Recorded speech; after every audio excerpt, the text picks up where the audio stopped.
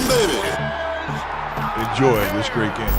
What is going on, everybody? Welcome back to the Baby Baseball channel. This is Eric, and today we're going to talk a little bit more about the lockout and the situation there. Something that has been agreed upon, something we expected. I'll give you my reaction. I want yours in that comment section down below, and also some really tragic news out of the baseball world regarding a former MLB player. We will definitely get to that here at the end of this video, but we'll start out with this universal DH, which is something we all kind of expected.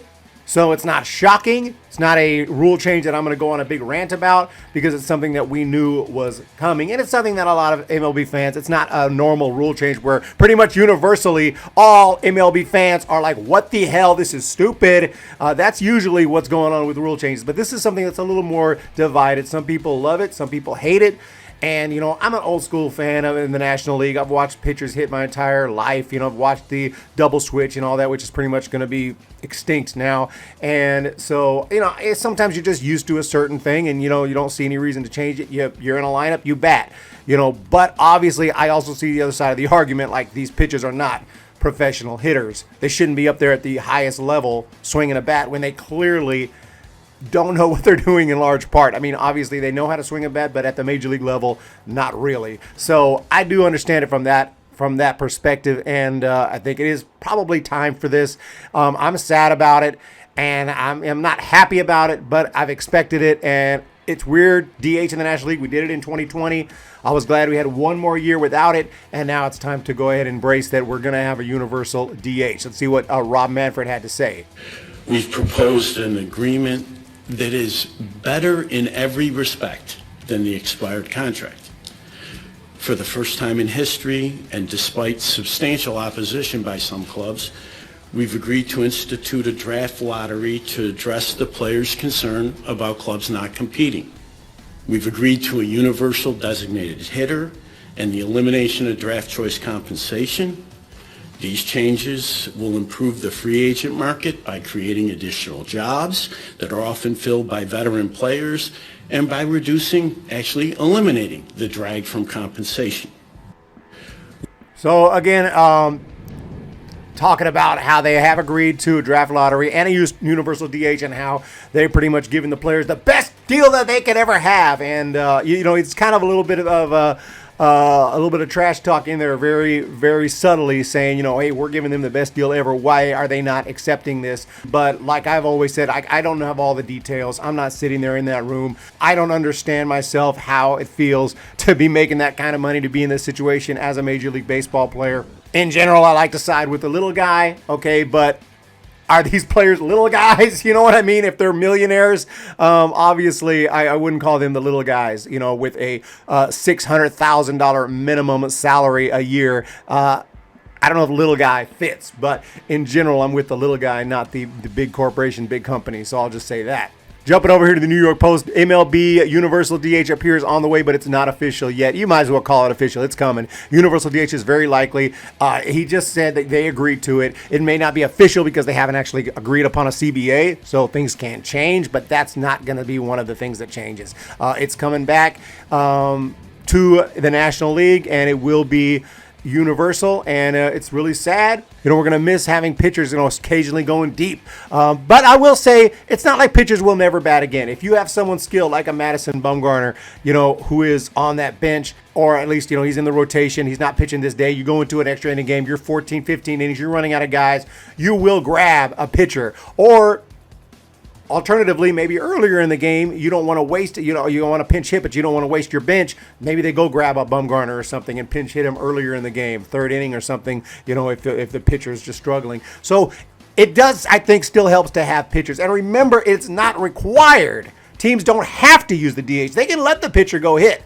So if you have obviously a Shohei Ohtani or anyone like that, you can say, screw the DH, let's go, hit. So, you know, I think that this is okay because, yeah, we're just going to avoid these pitchers, which are the 99.9% of them who just flail up there. They look terrible, okay? It's basically like me going up there to hit. Does anyone want to see me hit in the big leagues? I don't think so. And then there was some really sad news that came out here about Jeremy Giambi. This is a pretty big name guy. I mean, he played with the Oakland A's. Obviously, remember he was part of that Moneyball team. His character's in the movie, Jeremy Giambi, and this was a player that it got traded during that season. Ended up with the Red Sox, I think, but obviously well known because of his brother Jason Giambi, who was an absolute beast, Hall of Fame candidate, or at least he should have been. He fell off the ballot on first year, if I'm not mistaken, which is just mind-blowing.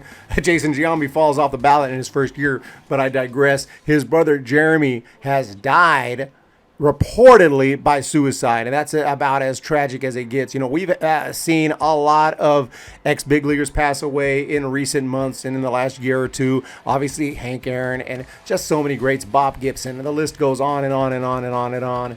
But by and large, they're older guys who played in the 60s, 50s, 60s, 70s.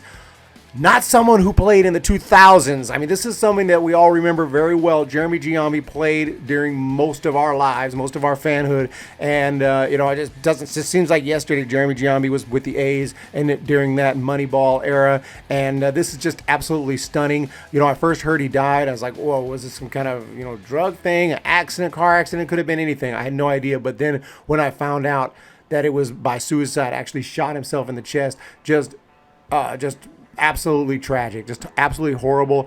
I've talked earlier about players that have had. I made a video that kind of concentrated on mental health issues in Major League Baseball, but I had no idea that Jeremy Giambi was struggling at all in this way. But former Major League outfielder Jeremy Giambi's death has been ruled a suicide by the Los Angeles County Medical Examiner. Found dead in his mother's home in Claremont, California on Wednesday morning. A report released by the coroner's office listed the cause of death as a gunshot wound to the chest. I remember this has happened in the NFL a few times because they would be suffering from all the concussions and everything, but I wouldn't think that would be part of this. I think maybe Jeremy had some mental health issues that I was unaware of. It. Barry Zito said, "I'm completely shocked by the news about Jeremy. He was an incredibly loving human being with a very soft heart, and it was evident to us as teammates that he had some deeper battles going on." So yeah, this is not something that just happens. He's obviously had these deeper battles for a time, and just a tragic way to end it in his life. But rest in peace to Jeremy Giambi. Really sad to hear about this. And thoughts are with him, and of course his mainly his family that he's left behind, his brother, his loved ones. So very, very tough news to hear. Hate to hear this. You hear about an old timer. That's one thing. That's always shocking, but we know that's going to happen. We don't live forever. But when you hear about a younger guy who we watched play, as relatively younger fans. I'm not that young, but obviously I wasn't watching back in the 50s and 60s. Those are the guys that I expect to be hearing about passing away, not Jeremy Giambi. So really tough news. So thoughts are with his family. But anyway, that's about all I got today. I thank you guys for checking this out. Let me know what you think of the Universal DH down in the comment section down below. And by the way, I am streaming almost nightly over on Twitch.